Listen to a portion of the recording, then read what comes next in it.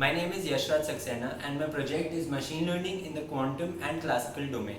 This project was done under the mentorship of Dr. Ayan Khan, who is a physics professor at Bennett University, and in collaboration with leadingindia.ai. Now let's dive into the project. What exactly is quantum machine learning and quantum computing? To understand these concepts, we need to understand some basics of quantum mechanics. Now, quantum mechanics began with this experiment. This is the Young's double slit experiment. When a light source is placed in front of two slits, it brings an interference pattern. This interference pattern, when constructive, has high intensity, and when destructive, has low intensity. This experiment was further repeated with an electron beam. Go. So, what exactly were the findings with an electron beam? When the electron beam was passed through these two slits, since electrons is matter, scientists expected it to form only two slits as per this cut, and instead they got an interference pattern which was similar to the behavior of light.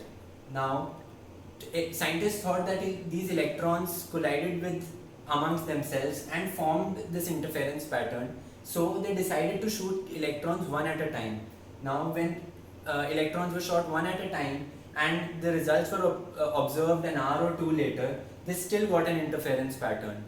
This was weird since electrons were behaving like light when they are actually matter.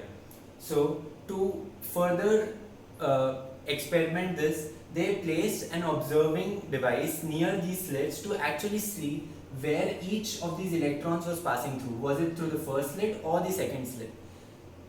When observed through that observing device, they got results which were unexplainable.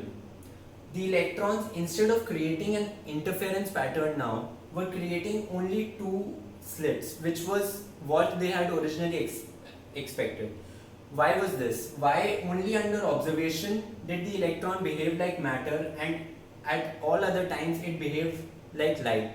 This brought into the field the concept of superposition and interference. Electrons, when under observation, behaved like matter.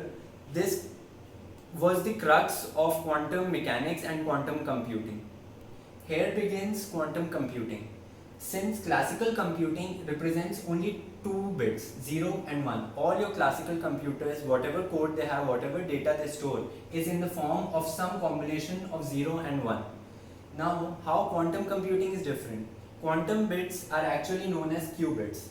These represent 0 and 1 both at the same time, which can be represented in a form of alpha 0 plus beta 1.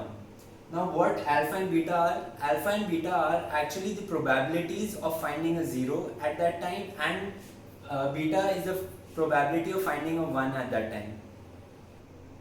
So, what is special about this quantum bit? Quantum bit basically is where 0 and 1 are existing at the same time in a state of superposition. That means at all times it is some combination of 0 and 1, and only when we observe it will we get a finite output. Whereas a classical bit at all times represents a finite output, which is either 0 or 1.